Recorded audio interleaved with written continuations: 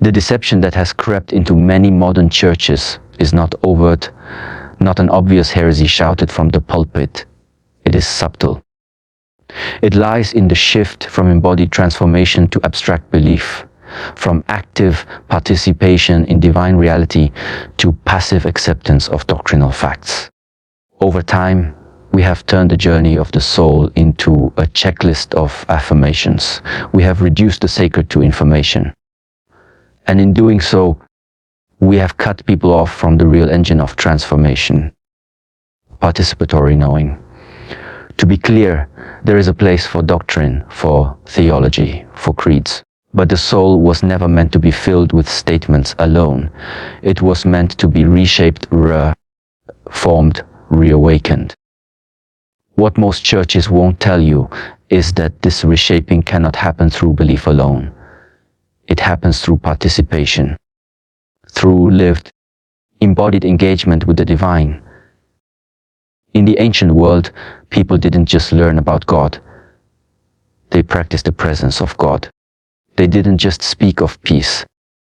They trained for it. Silence wasn't just the absence of sound. It was a gateway to awareness. Fasting wasn't about discipline for its own sake. It was a reorientation of desire. These practices weren't arbitrary rituals. They were technologies of transformation. They cultivated attention. They reordered perception. They reconfigured the self. But in the modern church, many of these practices have been set aside or domesticated. The mystical has been replaced with the managerial. The contemplative has been replaced with the performative.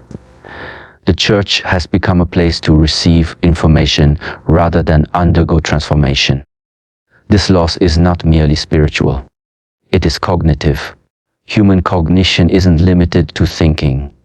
It includes what we pay attention to, what we care about, how we frame the world. Our minds are not passive receivers of truth. They are active shapers of experience. So when we only tell people what to believe, without immersing them in practices that shape how they perceive, we leave them disoriented. The words of faith no longer resonate. The stories no longer speak. The rituals no longer transform. And people drift, not because they're rebellious, not because they don't love God, but because they've lost the bridge between belief and being. They've lost the means by which truths of faith can be internalized and enacted. This is why so many are experiencing what could be called spiritual malnourishment. They are surrounded by teachings, but lacking in transformation. They are told they're free, but still feel bound. They are promised peace, but carry anxiety. They are hungry for the sacred, but fed only abstraction. The great deception is this, that faith can be reduced to intellectual agreement. That salvation is a moment of mental assent. That once you say, yes, your work is done. But the soul knows better. The soul longs not just to know about the sacred, but to live within it, to be shaped by it, to become aligned with it. And this requires more than belief. It requires participation. Participation means entering into a process. It means walking a path. It means submitting to practices that rewire the mind and reorient the heart. It means facing discomfort, wrestling with doubt, leaning into silence, returning to stillness, over and over, not as a way to earn God's love, but as a way to receive it more deeply. Not to prove your worth, but to awaken to it. This is what many churches have forgotten to teach, that transformation isn't a switch you flip. It's a rhythm you live into, a way you train your perception until the ordinary becomes infused with the extraordinary, until the mundane reveals the divine, until belief becomes being. Recovering this vision requires humility. It requires leaders who are willing to move beyond performance and toward presence, who see their role not as experts dispensing answers, but as facilitators of transformation. It requires communities willing to slow down, to practice together, to hold space for questions, silence, and struggle. It requires a return to the wisdom of the ancients, not as a nostalgic retreat, but as a path forward. Because in the end, the soul doesn't want to be entertained. It wants to be changed. And change comes not through information alone, but through immersion, through disciplined attention, through shared vulnerability, through embodied truth. This is the path that leads not just to belief, but to becoming. Not just to doctrine, but to depth. Not just to knowing about God, but knowing with God. And this, perhaps more than anything else, is the truth most churches have forgotten to tell.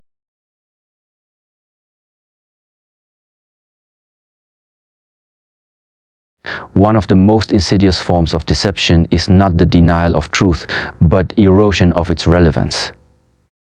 In many churches today, sacred language is still spoken. Words like sin, redemption, grace, and salvation echo from pulpits.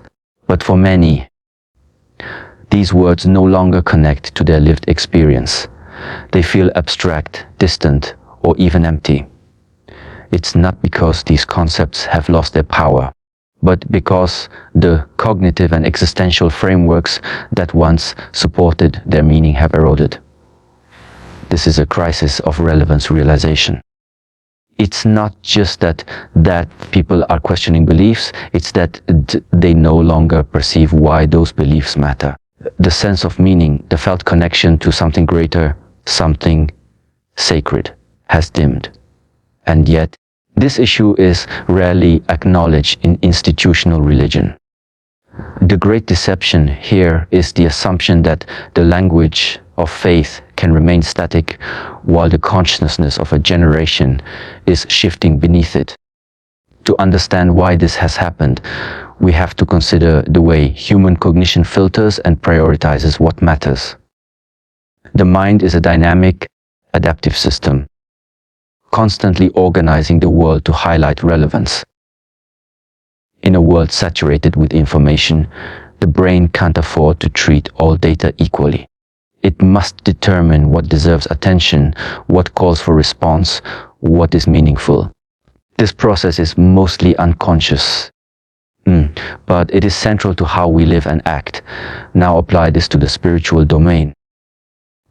If religious teachings no longer strike people as relevant to their actual experience, if they don't resonate in the heart, don't connect to their deepest questions, don't address their felt disorientation, then those teachings, however true, will fail to transform. Not because the truth has changed, but because the pathways into perception have been neglected. This is not just a modern phenomenon. Every generation must find a way to rearticulate the sacred in the language of its time, to bridge eternal truths with evolving consciousness. But many churches have resisted this. They fear adaptation. They fear it looks like compromise. So they preserve old forms while the meaning beneath those forms evaporates. They deliver polished sermons, but rarely engage the raw hunger of the soul. They maintain doctrinal integrity, but lose existential traction. And people, especially the young, drift. They don't always rebel. Sometimes they simply disengage. They sit in pews with glazed eyes. They sing songs that feel mechanical. They say amen with a sense of emotional distance. They leave not because they hate God, but because they no longer see how any of it applies to their lives. In place of genuine reformation, many churches opt for distraction. They amplify production. They chase relevance through technology. They invest in better lighting, better branding, more engaging formats. But the soul cannot be entertained into transformation. The sacred is not encountered through spectacle. It is encountered through resonance, through presence, through realignment of the self with the real. What's needed is not louder preaching, but deeper listening. Not more content, but more contact. A rediscovery of practices that train perception, deepen attention, and open the heart to the sacred in the midst of the ordinary. This crisis of relevance is not a sign of spiritual decay, but a sign that the culture's way of knowing is evolving. People are hungering for integration, for authenticity, for ways of living that connect the intellect with the body, the emotions with the mind, the individual with the transcendent. They want more than answers. They want wisdom. They want not just to believe that God exists, but to feel that God is near. And this can't be achieved through argument alone. It requires transformation at the level of consciousness, a remapping of attention, a recovery of the sacred as something real, not just imagined.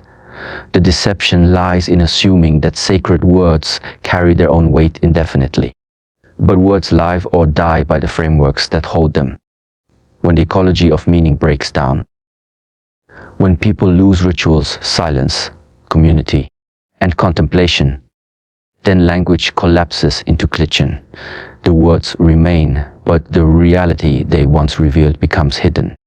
And unless churches become spaces where this deeper cognitive and spiritual ecologies rebuild, they will continue to speak truths that no longer transform. Not because the truths are false, but because the means of perceiving them have been lost. What is needed now is not a change in doctrine, but a change in depth. A rediscovery of the means by which people can reawaken their sense of what is relevant, what is sacred, what is worth living for. This involves a return to practices that engage the full self, not just the mind, but the heart, the body, the imagination. It means creating communities where transformation is not just talked about, but enacted. Where people are invited into a way of being, not just a set of beliefs. Only then will the words of the faith become more than echoes. They will become invitations into presence, into transformation, into the real.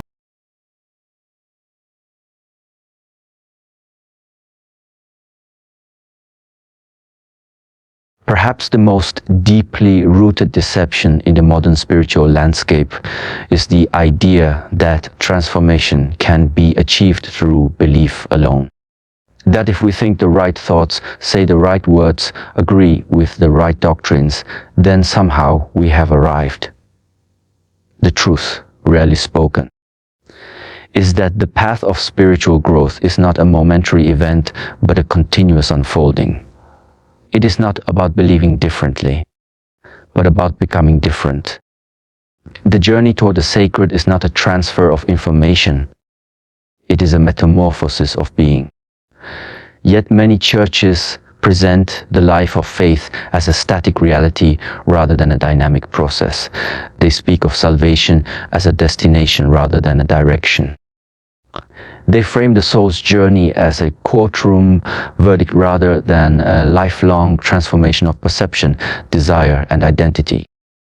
This has led to a crisis, not of belief, but of becoming. People have been taught that faith is a matter of confession, not cultivation. That the inner world does not need to be restructured, only that external allegiance to a set of claims is sufficient. But this bypasses the very structure of human cognition and the nature of the soul. The mind is not simply a vessel for beliefs. It is an adaptive system that grows through lived experience. It reshapes itself in response to what we attend to, what we practice, what we engage. Transformation, therefore, is not optional. It is integral, and it must be guided, cultivated, and integrated through intentional practice and community. The ancient traditions knew this. They did not isolate belief from behavior, doctrine from discipline, confession from contemplation. They immersed the individual in a holistic framework where prayer, fasting, stillness, service, and silence worked together to break the hold of the false self and give birth to the true. They understood that the self is not a fixed entity, but a field of potential. And that potential must be shaped by something higher, something sacred. through regular contact and honest confrontation. Today, however, this dimension has been lost or minimized. We are offered knowledge without transformation, worship without awakening, religion without renewal. We are encouraged to believe but not to train, to profess but not to embody. This creates a tragic dissonance. People confess a faith that does not seem to change them. They proclaim truths that don't alter their perceptions. They participate in rituals that feel disconnected from real life. And over time, they begin to question whether any of it is real. Not because they lack sincerity, but because the structure of their formation lacks depth. The great deception is that change can happen without cost, without process, without death to the old self. But the truth is, to know God, one must undergo the slow, often painful process of transformation. One must let go of illusions, dismantle the ego, confront the shadow, and awaken to a deeper reality that transcends the individual self. This is not simply about morality. It is about ontology, about the very structure of who we are and what we are becoming. Transformation is not behavior modification.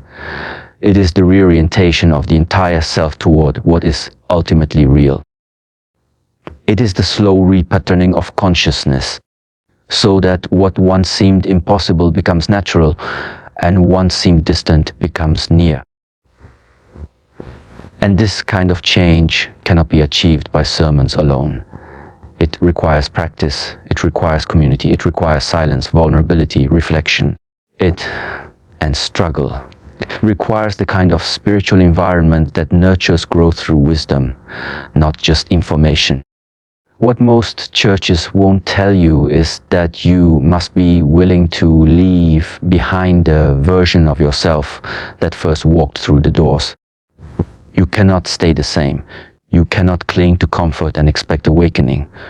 The spiritual path demands your attention, your humility, your surrender.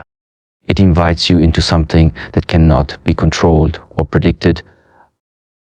A process of becoming that may unsettle every assumption you've held about yourself and God. Is not graspable. But in that unsettling is the beginning of true liberation. In that disruption is the birth of something real. This is not a message of despair. It is a call to depth. It is an invitation to take the journey seriously, to stop settling for shallow affirmations and begin seeking genuine transformation, to recognize that the soul's hunger cannot be fed by belief alone. It needs participation. It needs practices that shape perception and disciplines that awaken desire. It needs a way of life, not just a list of truths. Only when this is recovered will the church once again be a place of real change. Not because it has all the answers, but because it dares to walk with people through the questions, not because it offers escape, but because it offers encounter. And in that encounter, the soul is transformed, not instantly, but truly.